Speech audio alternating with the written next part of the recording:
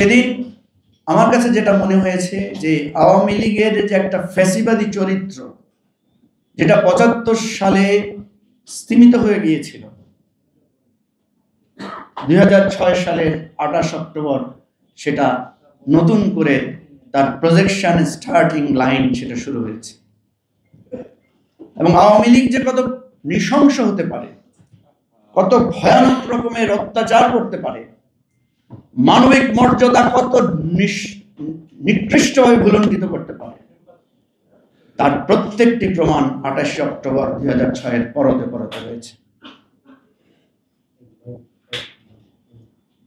আমি সেখানে দেখি আওয়ামী লীগের ফ্যাসিবাদী চরিত্রের প্রকাশ, আর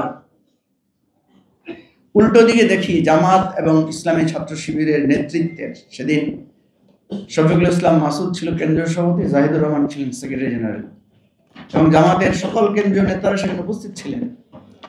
আমি জামাতের নেতাদের দেখি সেটা হচ্ছে রাজনৈতিক দূরদর্শিতা ঘাটতি হিসেবে দেখি। আরেকটা জিনিস দেখি, এখানে রিজভী ভাই হয়তো মন খারাপ করতে পারেন, সেটা হচ্ছে জামাত এবং বিএনপি যে দীর্ঘ রাজনৈতিক পরিক্রমা, আমি দেখি তাদের বন্ধুত্বের বন্ধন যে কত শিথিল। আপনারা একটা কথা জানেন, আমাদের সমাজে প্রচলিত আছে বিপদে বন্ধুর পরিচয়, কিন্তু জামাত এবং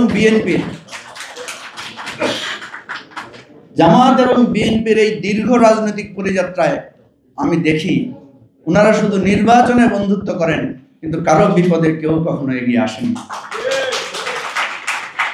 যারা ঠিক বলছেন তাদের জন্য আরো দু একটা উদাহরণ দিই।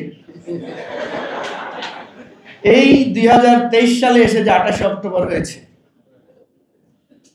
যারা এখানে সিনিয়র আছেন তারা বুঝবেন, ২৮ অক্টোবরে বিএনপির মিটিং আক্রান্ত হয়েছে, পাশে কিন্তু জামাতের মিটিং ছিল। তখন কিন্তু অনেকে বলেছিল যে জামাতের লোকেরা যদি একটু আগায় আসতো তাহলে তার কিছুটা প্রতিরোধ গড়ে তোলা হইত, কিন্তু সেদিন জামাত নিশ্চিন্তে মিটিং করে গেছে, কিন্তু বিএনপির মিটিং সহ অন্যান্য আমরা যারা ছিলাম তাদের অফিস এবং মিটিং আক্রান্ত হয়েছে। এবার ঠিক বলবেন না? তাহলে আপনি দেখেন, যখন জামাতের নেতৃবৃন্দের ফাঁসি হয়েছে, বিএনপির কোনো প্রতিবাদ কি আপনারা দেখেছেন? যখন খালেদা জিয়াকে গ্রেফতার করে নিয়ে যাচ্ছে, জামাত বা ছাত্র শিবিরের কোনো মিছিল কি দেখেছেন?